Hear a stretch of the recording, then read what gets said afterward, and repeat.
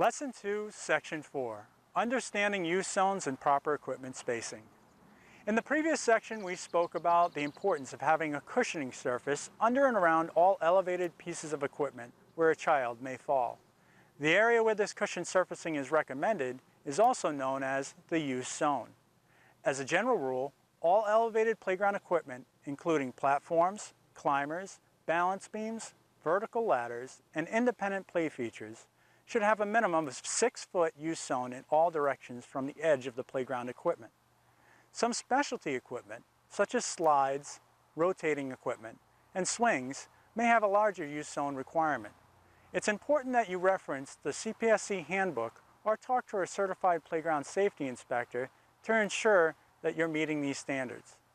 In addition to a proper cushioning surface, it's important to ensure that all use zones are kept free of any obstructions, including toys, concrete footings, trees, and other play equipment.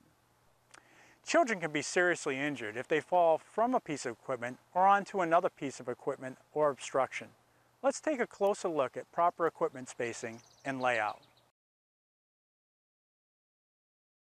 So as you see here, we have some different types of playground equipment. We have these spinner buckets that are not very tall off the ground, but they do rotate. And we have fixed pieces of equipment here, again, not very high, 6 inches to 12 inches, steppers, but again, they're elevated off the surface, so they do require safety surfacing, but they also require a proper use zone, which is typically 6 feet from each obstruction. So between these two pieces of equipment, they just happen to have what they call an overlapping use zone. So there must be 6 feet between these two pieces of equipment, which there are at 6'6". So this has been designed correctly. Now, when you're measuring out from a structure, you go to the outermost portion of that structure and you measure out. Again, 6 foot minimum. Now, if you're unsure about the use zone, consult with a playground designer or a certified playground safety inspector to ensure that you're meeting the safety zone requirements. It's vital that this area stay clear of any toys or other obstructions that could cause injury. So as you can see, maintaining a use zone of the proper size and keeping it clear of obstructions is vitally important to allowing the surfacing to do its job and cushioning the fall to protect your children. You should set up systems to help you and your staff keep the play area clean and keep toys and other items from filling up the area and becoming fall and trip hazards.